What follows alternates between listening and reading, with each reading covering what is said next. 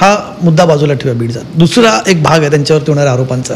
पुन्हा धनंजय मुंडेच त्या आरोपांच्या घेऱ्यात आहेत. त्यांच्यावरती ऑफिस ऑफ प्रॉफिटचे आरोप होत आहेत.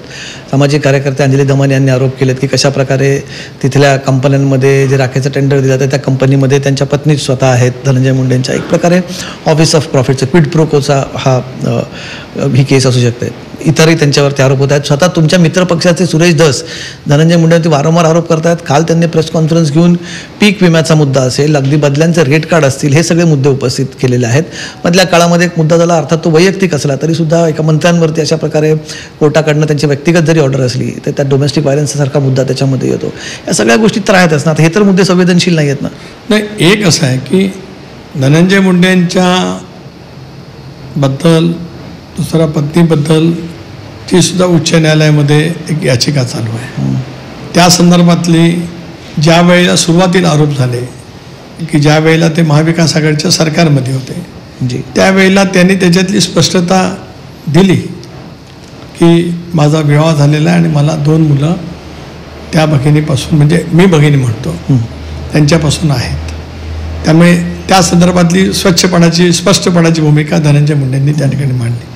न्यायालयाने त्या दिवशी जो निकाल दिला, जो मी वाचला, त्याच्यामध्ये डोमेस्टिक व्हायलन्सचा विषय नाही आहे. त्याच्यामध्ये त्यांना इतक्या रुपयाची पोटकी द्यावी असा तो निर्णय आहे. त्यात आहे उल्लेख. म्हणजे मी ती ऑर्डर मी स्वतःही वाचलेली आहे. त्यात त्यांनी हॅरॅसमेंट आहे, मेंटल हॅरॅसमेंट आहे under the section of domestic, असं मी वाचलं. माझ्याकडे पण ती ऑर्डर आत्ता आहे ती कॉपी. पण ठीक आहे, तो मुद्दा मी म्हणतो चला तो मुद्दा व्यक्तिगत म्हणून बाजूला ठेवूया. पण माझं म्हणणं आहे की मंत्री म्हणून त्यांचा जो मुद्दा आहे की त्यांच्यावरती आताही भ्रष्टाचाराचे आरोप, पीक विमा घोटाळ्याचे आरोप करतायत. पण करणारं कोणी नाही आहे, तुमच्याच मित्रपक्षाचे आमदार आहेत करणारे. एक कसं आहे, आता पीक विम्यामध्ये महाराष्ट्रातल्या शेतकऱ्यांनी पीक विमा उतरवलेला आहे. आता याच्यामध्ये काय चुकीचं घडलं असेल तर मंत्र्यांचा संबंध याच्यात कुठे येतो मला माहीत नाही. कारण पीक विमा उतरवणारे लाखो शेतकरी आहेत की जे आज कोणाला प्रत्येकाला ओळखणारे असतील की नसतील ते माहिती असू शकतही नाही. म्हणजे मला त्याच्यातलं काय कळलंच नाही अजूनही. पण त्या संदर्भातलं केंद्रीय कृषी मंत्र्यांनी सांगितलं आम्ही चौकशी करू. राज्याच्या मुख्यमंत्र्यांनी सुद्धा या संदर्भामधले काहीतरी चौकशी सुरू केली असेल. त्यामुळे त्यामध्ये नेमकं काय ते बाहेर येईलच. पण मग चौकशी सुरू असताना त्यांनी राहावं का पदावरती?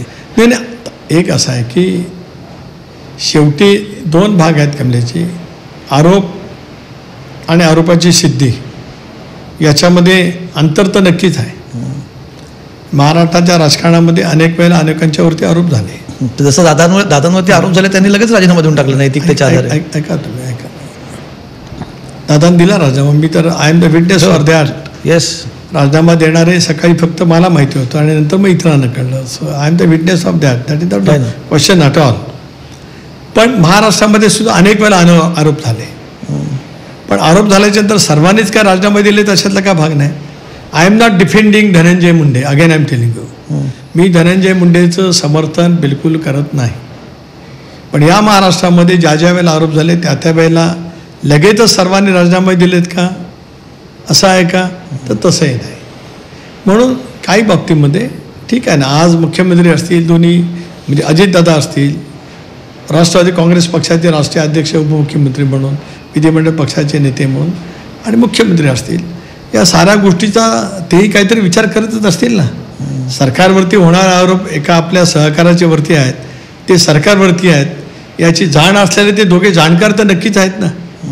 बिलकुल. पण तुम्ही म्हणताय मग पक्षाच्या इमेजवरती परिणाम होत नाही का या सगळ्या गोष्टींचा? कारण बघा इतर कुठेही आरोप होत नाहीत. आरोप होत आहेत ते राष्ट्रवादीच्याच मंत्र्यांवरती होत आहेत. पक्षाच्या इमेजला तडा जातो. एक असं आहे की त्या घटनेपासून याची सुरुवात झाली. म्हणून मी अधिक का तपशिलामध्ये बोलू इच्छित नाही, कारण पुन्हा सगळ्या संदर्भ तिथेच इकडे जातो. Which I wanted to, I am determine. मला ते मी अवॉइड नाही करत, पण मी स्वतःला त्यावेळेला तिथे थांबवतो. कारण त्या घटनेचं गांभीर्य, त्या घटनेची क्रूरता ही अधिक महत्त्वाची आहे. नाहीतर इतरांसारखी मी अनेक पॉलिटिकल स्टेटमेंट देऊ शकतो, पण ती मला बिलकुल द्यायची नाही.